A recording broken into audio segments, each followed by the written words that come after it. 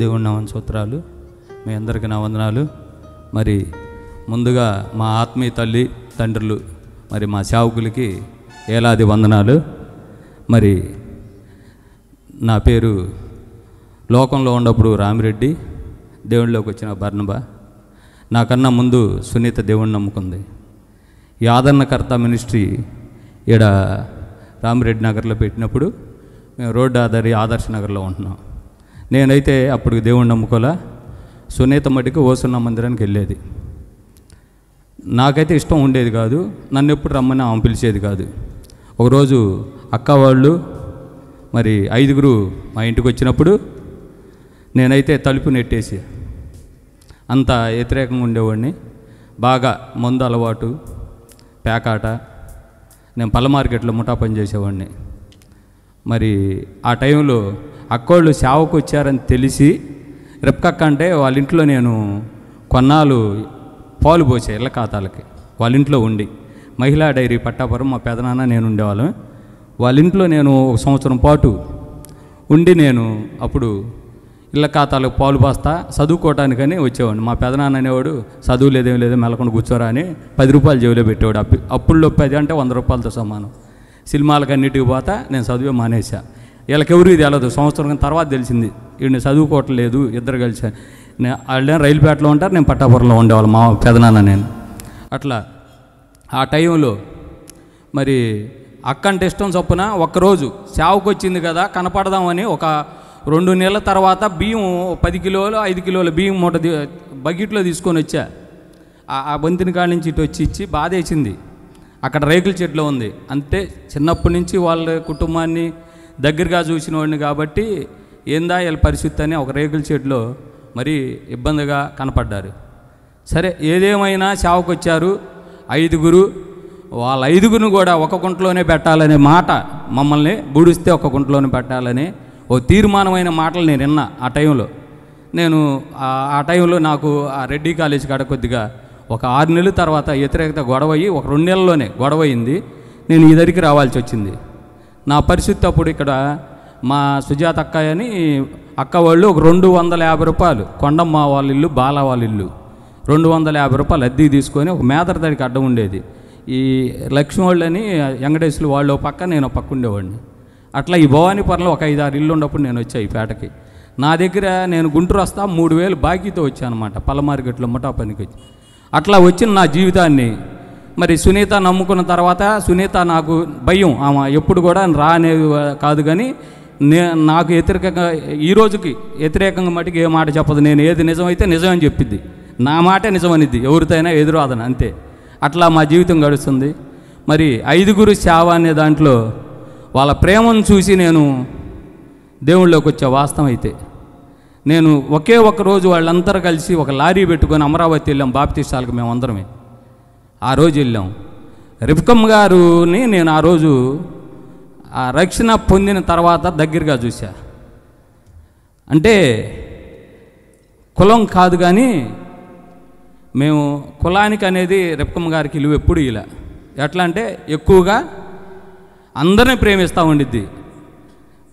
అక్క వాళ్ళనే తిట్టిద్ది, సొంత అక్క వాళ్ళనే తిడతా ఉండిద్ది.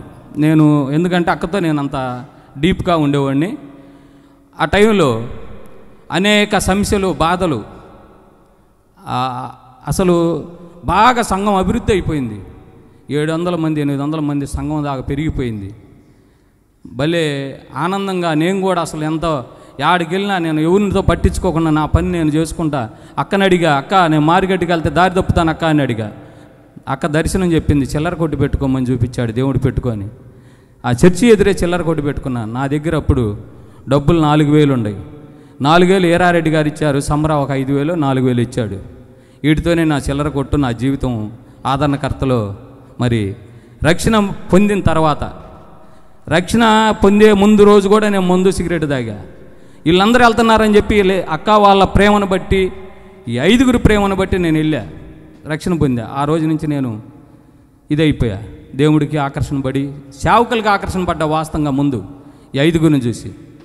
మరి వీళ్ళని ఎంతగా ప్రేమించిందంటే నా పెద్దక్క రాజమ్మక్క 12 గంటల దాకా వీళ్ళు పని చేసుకొని వీళ్ళు 5గురు అక్కడ ఉండేవాళ్ళు. ఎప్పుడన్నా అటు పోయినప్పుడు వెళ్ళేవాడిని. నేనంటే భలే ఇష్టం వాళ్ళందరికీ, రాజమక్క వాళ్ళకి.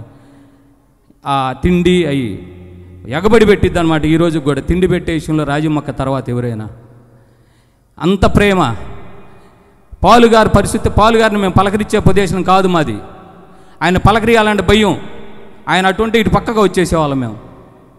మరి దేవుడు ఆయన్ని కూడా దర్శించి ఈ 5గురు సేవలోకి ఆయన వాళ్ళ కోసం ఆయన్ని బలంగా దేవుడు పట్టుకొని వేలాది వేలు, నేను ఒక 25-30 లక్షలు కూడా ఆయన గునుపూరులో ఉంటే నేను రైల్లో తీసుకొని వెళ్ళిన రోజులు ఉన్నాయి. నేనే వెళ్ళా. టికెట్ల రిజర్వేషన్ దొరకకపోతే బ్యాగ్ అలా పడేసుకొని ఊర ముందు కూర్చొని వెళ్ళా.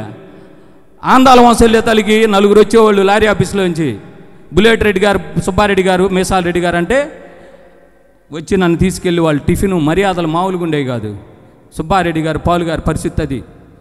ఆ టైంలో మరి ఈ సంఘంకి ఆదరణకర్త అనేది స్థలం కొనటానిలో విషయంలో పెవాకర్ అన్న ఈ స్థలం చూపింగులోనే అన్నయ్య నాగిరెడ్డి గారి దగ్గర ఇప్పించాడు. ఇప్పింగులోనే ఆ స్థలానికి డబ్బులు 10 రోజుల్లోనే 20 రోజులు కట్టాలంటే అదే టైంలో పాలుగారు మూట తెచ్చాట పోసి కట్టి రేతుళ్ళు కూర్చొని మడిదోలిచ్చి మేము ఎంత కష్టపడి, నేను ఇప్పుడు అప్పుడు నాయన ఎవరికి తెలియదు కదా, ఈరోజు నన్ను పరిచయం చేసింది ఎవరు? ఆదరణకర్త. నేను ఈ పేట రాబట్టి, ఆదరణకర్తగా రాబట్టి ఏటగ్రహారం కానీ ఈ భవానీపురం కానీ అందరికీ నేను ఆదరణకర్త వల్లే పరిచయం అయ్యా. నా సేవకుల వల్లే అంత ప్రేమగా నా సేవకులు ఉండేవాళ్ళు.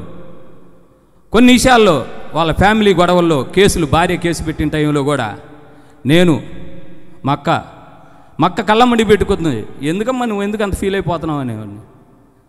ఎదిరించి వాళ్ళ తరపున ఏరే వాళ్ళు వచ్చారు, సైదా గారు. మా తరపున నేను ముత్యాలరావుని తీసుకొని వెళ్ళా.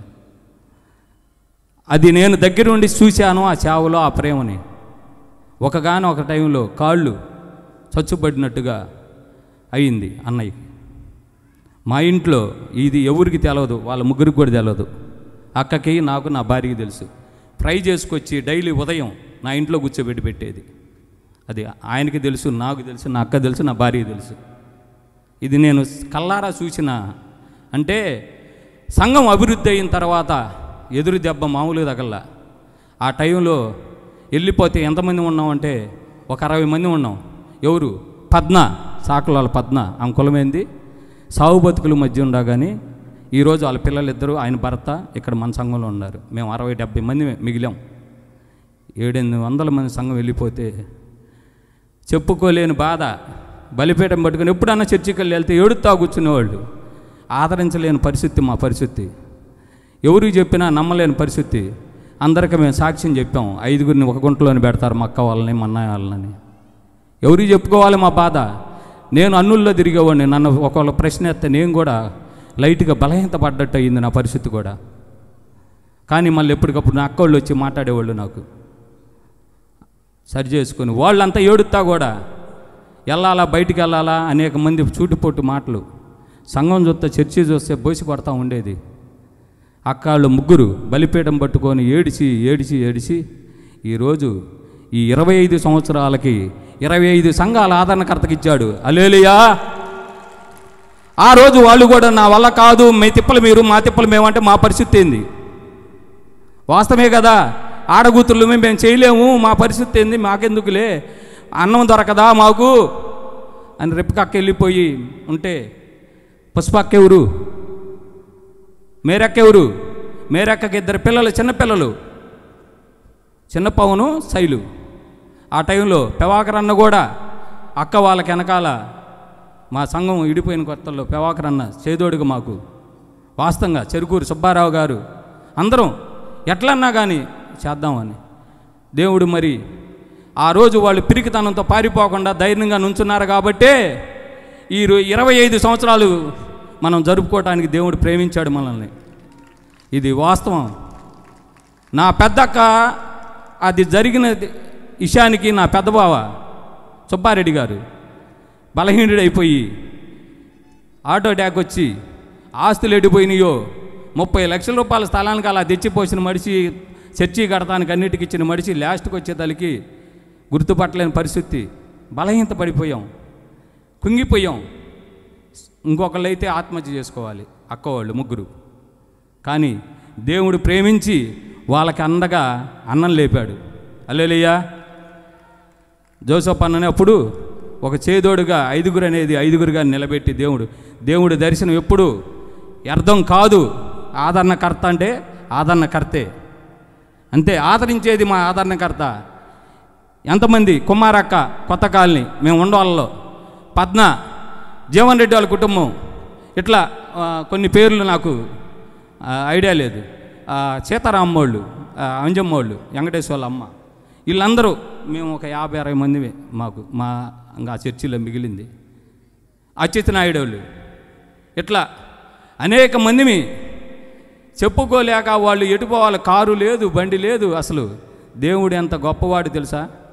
మరి వాళ్ళని బట్టి మా జీవితాలు కూడా, నా జీవితం కూడా, నా దేవుడు, నా ఆశలు, నా పిల్లలు, చిన్నపిల్లలు, మరి చిల్లర కొట్టు దర్శనం చూపితే పెట్టా, చదువు లేదు.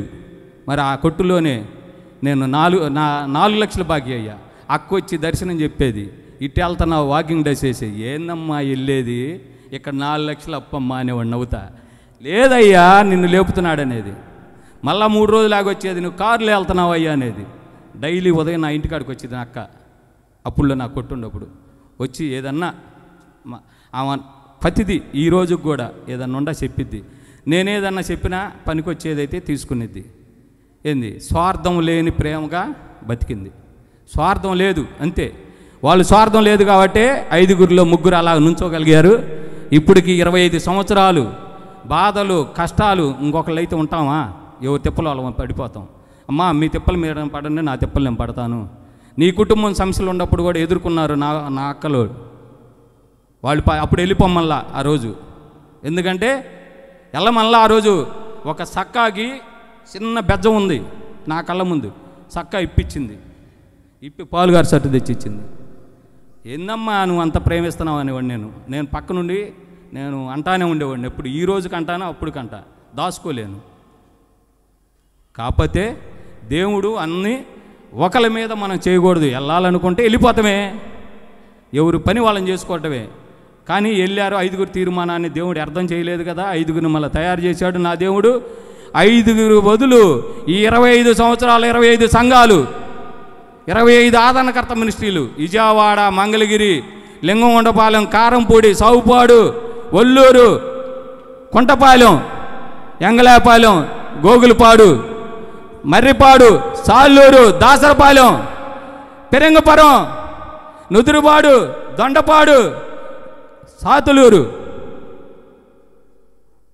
మందపాడు, పల్లపాడు, 25 సంఘాలు నా దేవుడు ఈ రోజున ఈ 25 డూప్లేస్ చేసుకోవడానికి అవకాశంగా 25 సంఘాలు ఇచ్చాడనమాట.